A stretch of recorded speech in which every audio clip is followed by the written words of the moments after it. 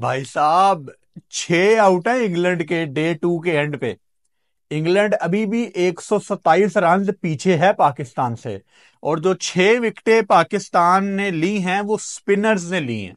4 साजिद खान ने और 2 नुमान ने। वो मुल्तान जहां पे बात हो रही थी कि जी ये बिल्कुल डेड विकेट है, पाकिस्तान की क्रिकेट खत्म हो गई है वगैरह वगैरह, आज पहली रात ऐसी होगी जहां पे पाकिस्तानी क्रिकेटर्स सुकून के साथ सोएंगे। और जल्दी जल्दी ये रात खत्म हो जाए, इनका दिल करेगा। क्योंकि कल आते साथ ही शायद आपको साजिद खान पंजा लगाते नजर आए और इंग्लैंड कम से कम शायद आपको 100 से ज्यादा रन आपको पीछे नजर आए। बड़ी जबरदस्त पोजीशन में है पाकिस्तान ये टेस्ट मैच में वापस आने के लिए। अगर तो दूसरी इनिंग्स का कोलैप्स नहीं आता पाकिस्तान को, तो गेम बड़ी जबरदस्त तरीके से ऑन है। दूसरी इनिंग्स का अगर कोलैप्स नहीं आता, इंग्लैंड आपको पहली इनिंग्स में 100 रन छोड़ देता है, 100 रन आपके पास होंगे। आपने अगर ओखे सोखे होके यहां पे 200 भी लगा दिया तो इंग्लैंड को जीतने के लिए 300 करना पड़ना है भाई। और इंग्लैंड ने तो आपको आज बता दिया है कि आज जैसी मर्जी पिच है, आप जो मर्जी कर लें, हमने आना अपने स्टाइल से है। वो मैं इंग्लैंड के बारे में कहता हूं ना कि उनको हल्की सी फीलिंग आई ना कि ये टेस्ट मैच ड्रॉ होने लगा है, वो हार जाते हैं कि नहीं जी हमने ड्रॉ नहीं करना। और बेन स्टोक्स की प्रेस कॉन्फ्रेंस से भी हमने यही आइडिया लगाया कि वो ड्रॉ के माइंडसेट में है ही नहीं, तो उनको डिसीजन की तरफ जाना है। यानी वो आते साथ ही शायद हो सकता है कि वो दूसरी इनिंग्स में डर उनके अंदर बैठ गया होगा, चलो यार बेसबॉल को थोड़ी देर के लिए गोली मारो, जरा हम अपने तरीके से खेलते हैं, जरा पुराने ओल्ड स्कूल ऑफ थॉट वाले तरीके से खेलते हैं और टेस्ट मैच को आराम से लेके चलते हैं। हो सकता है आपको इंग्लैंड एक बैक स्टेप करता नजर आए, ये तो आने वाला टाइम बताएगा। बीच में इन्होंने ये बेसबॉल के सारे टेन्योर में ना एक आधी दफा इनको दूसरी टीमों ने पुश बैक किया है कि ठीक है बेसबॉल, लेकिन फिलहाल आप पुरानी क्रिकेट खेलेंगे अगर आपको जीतना है। मिसाल के तौर पे ऑस्ट्रेलिया, जब इंग्लैंड में एशेज थी अभी पिछली, ऑस्ट्रेलिया ऑब्वियसली जीती है और ऑस्ट्रेलिया ने बड़ा डोमिनेट किया है इंग्लैंड को, और ये भूल गए थे बेसबॉल क्या होती है। पहले हाफ पे पहले हम आ जाते हैं।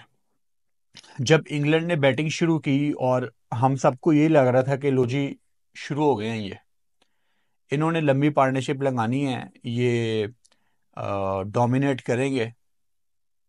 इस टाइम एनर्जी लो होती है मेरी भी प्लेयर्स की तरह, क्योंकि अगर आपने सुबह 8 बजे उठना है टेस्ट मैच देखना है और आपने अगर एक एक बॉल देखनी है, तो फिर इस टाइम दिल हमारा भी इस टाइम दिन खत्म हो जाता है कि हम भी जाके सोएं, ये वीडियो खत्म करें और सोएं। और ऐसा ही होगा, सुबह दोबारा उठाना है 7:30 बजे। बड़ा एक्टिव हो गया ये टेस्ट मैच, बड़ा ऑन हो गया। अच्छा, पहले हाफ में ना मैंने कुछ चीजें नोट की पाकिस्तान की बॉलिंग के बारे में। सबसे पहले तो ऑब्वियसली पाकिस्तान के पास एक ही बॉलर हैं जिन्होंने भाग के बॉल करनी थी, भाग के दुम दुम दुम दुम दुम, जिन्होंने भाग के बॉलिंग करनी थी, आमिर जमाल। आमिर जमाल की मैंने एक बड़ी इंटरेस्टिंग चीज नोट की। Okay, Aamir Jamal over the wicket कराने की बजाय एक आधी बॉल उन्होंने कराई over the wicket. Over the wicket से मतलब है कि जहां से आप बॉल डालते हो उसी साइड से उन्होंने एक दो बॉलें कराई। लेकिन जैसे ही लेफ्टी आ गया ना, बेन डकेट आ गया, वो राउंड द विकेट चले गए। अब मैंने ग्रेट क्रिकेटर्स के मुंह से ये बात सुनी है कि आप जब राउंड द विकेट आ जाते हो ना, वो भी इतनी जल्दी, तो इसका मतलब है कि ना आपको पिच पे बिलीव है कि इसके अंदर कुछ है, ना आपको अपनी किसी एबिलिटी पे बिलीव है, और ना आपको बॉल पे बिलीव है। आप बस गिव अप कर देते हो राउंड द विकेट आके कि मैं इसको विकेट टू विकेट बॉल करूं और मुझे शायद विकेट मिल जाए। एक तो जब आप खब्बे को लेफ्टी को राउंड द विकेट आके बॉलिंग करा रहे हैं, तो आपके एलबीडब्ल्यू के 70% चांस तो वहीं से खत्म हो जाते हैं, वाइड निकलेगी बॉल ज्यादातर। तो वो बड़ी एक अजीब अप्रोच थी। और मैच की आई थिंक पहली बॉल ही जब स्ट्रेट ड्राइव मारी हैरी ब्रुक ने, तो आमिर जमाल के ना पाँव पे बॉल लगी, मैं दुआ कर रहा था, मैं कहा भाई आमिर जमाल को कुछ नहीं होना चाहिए। अब इमेजिन करो, एक टीम ने एक ही मीडियम फास्ट बॉलर खिलाया है, और अगर वो भी बाहर हो जाए बॉल लगने की वजह से, तो इमेजिन करो सारा दिन स्पिनर्स करा रहे हैं। तो आमिर जमाल खैर 2 ओवर करके हट गए थे, लेकिन उनकी फिटनेस इस मैच में पाकिस्तान को बड़ा ख्याल करना है, वरना जरूरत पड़ेगी आमिर जमाल की आपको इस टेस्ट मैच में आगे जाके। यहाँ पे एक्सक्यूज मी, यहाँ पे रिवर्स आना है, और जहां पे रिवर्स आएगा, आप इंग्लैंड से देखें, इंग्लैंड ने अपने फास्ट बॉलर्स को उसी टाइम पे बॉलिंग दी दिन में जहां पे हल्की सी आपको रिवर्स लग रही थी कि यार अब होगी, और ऑब्वियसली थोड़ी बहुत हमें होती नजर भी आई। शान मसूद की जो कैप्टनसी थी वो पहले हाफ में बहुत ढीली थी। मिसाल के तौर पे जब साजिद खान बॉलिंग करवाने आए, ये मैं बात कर रहा हूं मैच के बिल्कुल शुरू की, कोई दूसरे ओवर में आप लगा लें, या दूसरे ओवर का खेल है, आप पहले 5 10 15 मिनट तो अटैक करेंगे ना। I am all for baseball, पता था सबको कि यार उन्होंने बेसबॉल खेलनी है, उन्होंने मारधार करनी है, लेकिन पहले 10 मिनट तो अपने आप पे बिलीव रखो। मतलब साजिद खान स्पिनर आ रहा है बॉल करने शुरू में, और पूरी फील्डिंग खुली हुई है। मतलब कितना आसान है किसी के लिए आते साथ ही अपने हाथ खोलना, 3 4 सिंगलें निकालना, और यही किया बेन डकेट ने। उसने 100 लगा दिया, लेकिन उसको कंफर्टेबल आपने किया, आपने उसको फील्डिंग दे दी कि यार तू पहले अपने हाथ खोल ले, लॉन्ग ऑफ आपका पीछे है, फील्डिंग खुली हुई है। एक और बड़ी इंपॉर्टेंट चीज, मुझे पहले हाफ में Shan Masood as a captain active नजर नहीं आए, मुझे नहीं एक्टिव नजर आए वो। अब मैंने शान मसूद को बड़ा बैक किया, इसका मतलब ये थोड़ी है कि अगर कोई हमें कोई चीज नजर आएगी जो उनके अगेंस्ट है और हम उसको हाईलाइट नहीं करेंगे, ऐसा तो बिल्कुल नहीं होने वाला। शान मसूद बड़े बुझे बुझे थे पहले हाफ में, जैसे उनको लग रहा था कि यार हमारा स्कोर कम है, और इंग्लैंड ने मारधार शुरू भी कर दी थी। मतलब कहीं पे मेन कैमरा में फ्रेम में वो नजर नहीं आ रहे थे। नजर पता है कौन आ रहा था? रिजवान।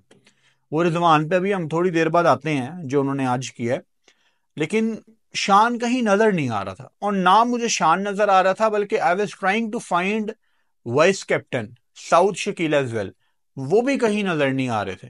तो जब आप बैस बॉल का मुकाबला आपने करना होता है ना, आपने चढ़ के खेलना होता है, तो एज ए कैप्टन आप नजर आने चाहिए हो, मेन ब्रॉडकास्ट के फ्रेम में आप नजर आने चाहिए हो।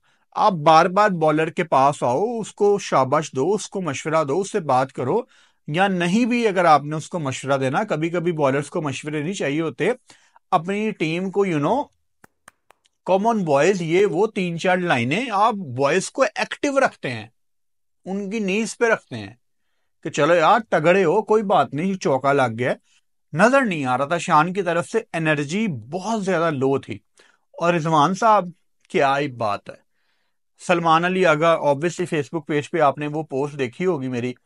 सलमान अली आगा ने, अच्छा, कैच रिजवान ने खुद पकड़ा एज ए विकेट कीपर, और अपील नहीं की। मतलब ऐसे दुनिया का कौन सा विकेट कीपर है, और पूरे मैच में आपको रिजवान फुल एक्टिव नजर आएगा, वहां पे बोल रहा होगा जहां पे बोलने की जरूरत नहीं है, एज लगा है, और रिजवान साहब बता रहा है कि नहीं लगा एज। पीछे से सलमान अली आगा कह रहा है कि भाई एज है, मुझे आवाज आई है।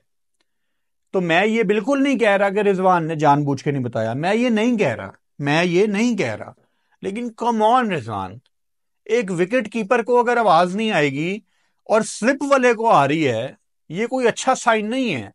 मैं शक नहीं कर रहा आप पे, लेकिन ये कोई अच्छा साइन नहीं है। पूरे मैच में आप एक्टिव हैं जहां आपके एक्टिव होने की जरूरत थी। यार विकेट कीपर दुनिया के पूरी गेम रन करते हैं।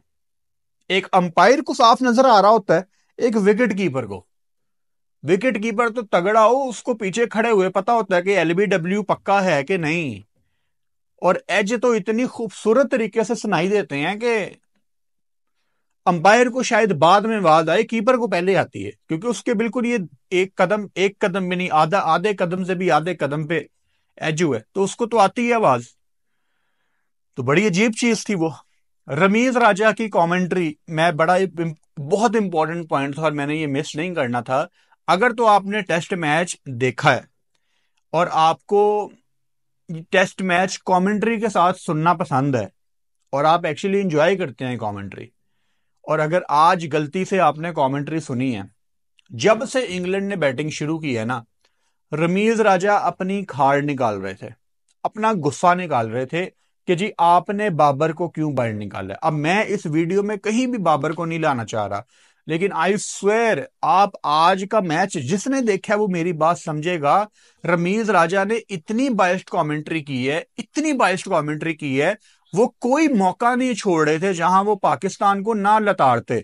हर जगह वो पाकिस्तान को जलील कर रहे हैं, हर जगह वो पाकिस्तान को ना आड़े हाथों ले रहे हैं, हर जगह पाकिस्तान को डिग्रेड कर रहे हैं और अपना गुस्सा। और इंग्लैंड अभी शुरू भी नहीं हुआ तो पहले ही इतने तारीफों के फूल बांध दिए इंग्लैंड को। इंग्लैंड ये बड़ा कंफर्टेबल होने वाला है, ये बड़ा आसान होने वाला है। Poor tactics from Pakistan. भाई आप पाकिस्तान के कमेंटेटर हैं, पूरी दुनिया आपकी आवाज सुन रही है, आप अपना गुस्सा व्हाट्सएप पे निकाल लें, लेकिन इंटरनेशनल फीड पे आप एक इंप्रेशन ना दें जो इंटरनेट पे लोगों ने पिछले 1.5-2 दिन में आपको ट्रॉल किया ना रमीज राजा को कि जी रमीज ने क्लियरली कहा था कि बाबर का बैकअप नहीं है। मैं ये नहीं कह रहा कामरान गुलाम उसका बैकअप बन गया, ऐसा नहीं हो सकता, बट एक फ्रेश एयर आई पाकिस्तान के ड्रेसिंग रूम में, आई, जरूरत थी। तो रमीज को पता लोग मुझे ट्रॉल कर रहे हैं, रमीज अपना गुस्सा इंटरनेशनल फीड पे निकालता है। भाई आप इंटरनेट पे निकाल लें, आप अपनी ये गुस्से वाली यूट्यूब वीडियो बना दें, लेकिन इंटरनेशनल फीड पे इस तरह अपने कंट्री को अगर आप जलील कर रहे हैं दूसरों के सामने, तो वो चीज समझ नहीं आती। दुनिया में कोई ऐसा कमेंटेटर नहीं करता, और वो साफ नजर आ रहा था यार। कम ऑन रमीज राजा, आपकी मैं बड़ी रिस्पेक्ट करता हूं, और मैं मतलब मुझे मजा नहीं आता अगर रमीज राजा एज ए कमेंटेटर उस मैच में ना हो, क्योंकि हम, मेरी जनरेशन, हम बड़े हुए हैं रमीज भाई को सुन के, तो हमारे कानों को आदत है उनकी। सो प्लीज रमीज भाई ख्याल करें हमारा भी। पाकिस्तान बड़ी कंफर्टेबल पोजीशन में है इस टेस्ट मैच में वापस आने के लिए, और जैसा मैंने वीडियो के शुरू में कहा कि अगर दूसरी इनिंग्स का कोलैप्स नहीं होता तो पाकिस्तान इस टेस्ट मैच में बड़ी हद तक इन है। मैं यहां पे ये बिल्कुल नहीं कहूंगा कि पाकिस्तान ये टेस्ट मैच जीत रहा है, भाई अभी 2 इनिंग्स रहती हैं, हम यहां पे कोई प्रिडिक्शन नहीं लगाएंगे। अब आपने करना ये, आपको समझ आ गया कि यार इंग्लैंड स्पिनर्स के साथ फंस रहा है, समझ आ गई है ना, आपने देख भी लिया। तीसरा टेस्ट मैच रावलपिंडी में है, भाई आपका कुरेटर यहां से फ्री होके टाइम से पहले रावलपिंडी चला जाए, और मैं तो कहता हूं डोमेस्टिक की 1-2 टीमें बना के रावलपिंडी की जिस पिच पे मैच होना है ना पाकिस्तान इंग्लैंड का, उस पे एक डोमेस्टिक का 4 डे मैच करा दो। कैसा मशवरा है? एक यूज्ड पिच पे दोबारा से मैच करा दो, क्योंकि एक चीज आपके लिए काम कर गई है। ये जो इंग्लैंड की सीरीज है ना, पाकिस्तान अगर तो ये दूसरा टेस्ट मैच मुल्तान का अगर तो जीतता है, जो कि बड़ी अच्छी पोजीशन में है पाकिस्तान, तो ये सीरीज आपको एक बड़ी अच्छी चीज दे जाएगी। क्या दे के जाएगी? डायरेक्शन, कि जी ये है गोइंग फॉरवर्ड आपकी डायरेक्शन। क्या पता ये जो इतना जलील पाकिस्तान क्रिकेट बोर्ड हुआ है वो सिर्फ इस डायरेक्शन के लिए हो कि आपको बस किस्मत ये सिखाना चाह रही थी कि भाई ये है आपकी डायरेक्शन। आप अपनी मट्टी को देखें, आपकी मट्टी आप कैसे रेडी कर सकते हैं। जलील हो गए। अच्छा, इंटरेस्टिंग बात यह है कि पहला टेस्ट मैच इस पिच पे नहीं होना था, दूसरी पिच पे होना था। लास्ट मोमेंट पे इन्होंने ये वाली पिच यूज की जिसपे भी टेस्ट मैच हो रहा है कि जी टेस्ट मैच पूरा इसी पिच पे होगा। उस पिच पे आपको ना स्विंग नजर आई, ना सीम नजर आई, ना स्पिन नजर आई, बाउंस भी अजीब ही था, कुछ भी आपको मतलब अनइवन बाउंस था, फारक तरीन पिच थी, सीधी पिच थी। अच्छा, जो पिच यूज नहीं होना था, फिर दूसरे टेस्ट मैच में तो सवाल ही पैदा नहीं होता कि वो पिच यूज होनी है। फिर किसी ने मशवरा दिया होगा इनको कि यार हम अगर ये करें ना तो हम इसी पिच को स्पिन बना सकते हैं, इसको हम स्पिन कर सकते हैं। लो जी, ठीक ठाक इन्होंने उसी पिच को पानी लगाया, ठीक ठाक पानी लगाया, इतना पानी लगा दिया, इतना पानी लगा दिया कि क्रैक्स जो पड़ते हैं ना पिच के, वो दोबारा उनको पानी मिले, मट्टी पानी को जज्ब करे, फिर उसको सुखाया कर करा के उसी पिच को दूसरे टेस्ट मैच के लिए रेडी कर लिया। अब वो पिच आपको पहले दिन से ही पिच ने अपने लक्षण बता दिए थे कि जी मेरे अंदर स्पिन है।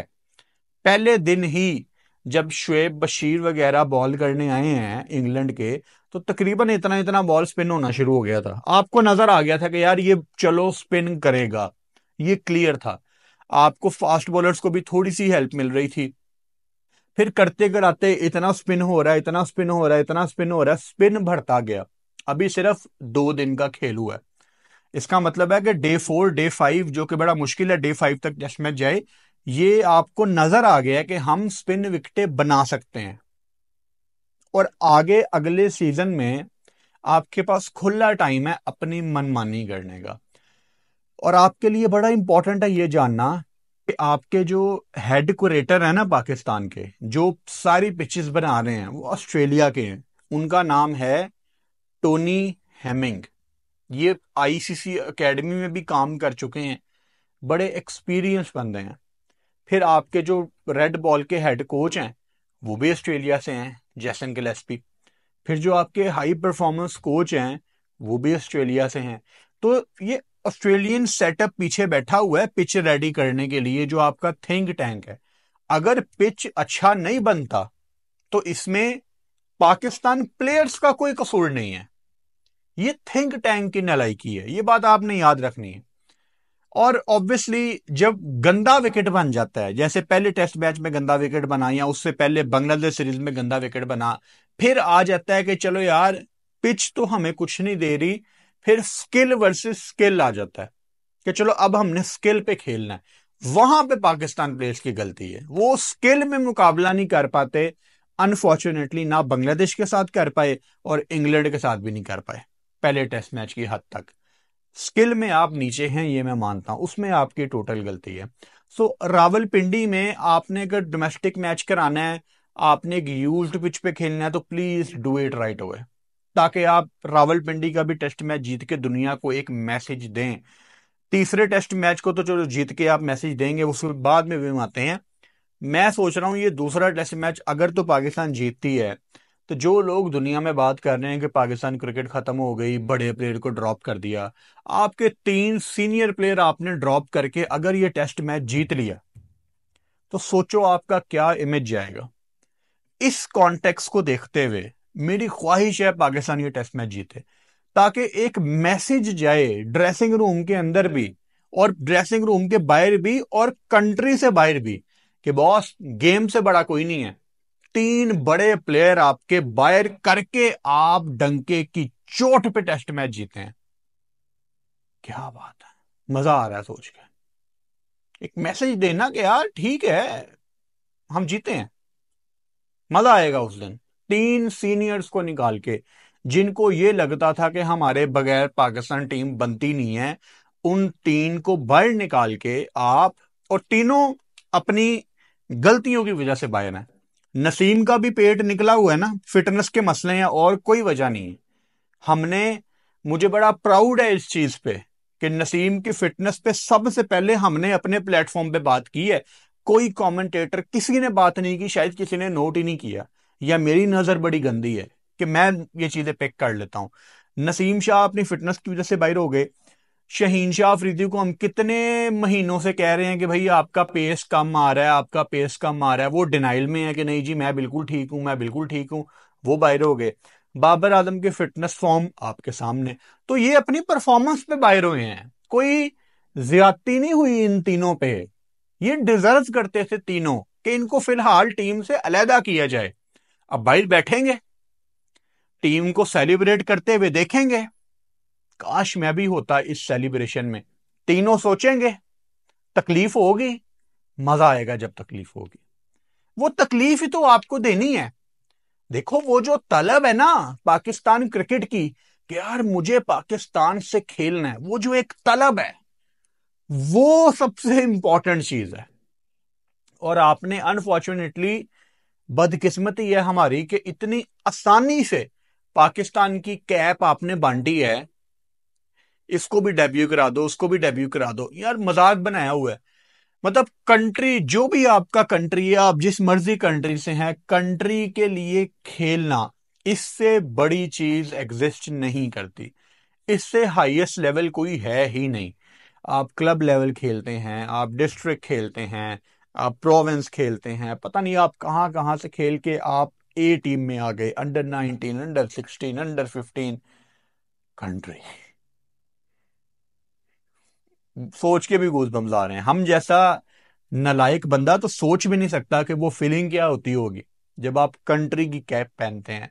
तो कुछ लोग कंट्री की कैप को ना उन्होंने बड़ा लाइट लेना शुरू कर दिया था, और उनको जब आपने बाहर निकाला है, अगर तो आपकी टीम जीतती है तो उनको भी मैसेज जाएगा कि भाई आपके बगैर भी हम जीत सकते हैं। फिर उनके अंदर तलब पैदा होगी कि यार हमने भी इस हिस्टोरिक टेस्ट मैच में आना था जहां पाकिस्तान इतने सालों के बाद कम बैक किया और पाकिस्तान को एक्चुअली उसकी डायरेक्शन समझ आई। So this is good for Pakistan. So test match में अभी भी इंग्लैंड 127 रन पीछे है, और अब पाकिस्तान प्लेयर्स को रेस्ट करनी है, रिलैक्स होकर सोना है, क्योंकि कल आके आपने पूरी जान मारनी है। और अभी 5:30 हुए हैं शाम के, टेस्ट मैच अभी अभी खत्म हुआ है। पाकिस्तान बॉयज भी अब जाके सोएं, अब मैं भी जाके सोऊंगा। मैक्सिमम मेरा ख्याल है आपका भाई 7:30 8 बजे सो जाएगा डिनर करके। आज बेंगलोर में इंडिया न्यूजीलैंड का मैच नहीं हो सका। लेट्स लेट्स सी कल होता है कि नहीं। अगर तो होता है तो उसकी अलहदा से वीडियो आएगी और पाकिस्तान इंग्लैंड की अलहदा से वीडियो आएगी। अपना बहुत सारा ख्याल रखें। Good night.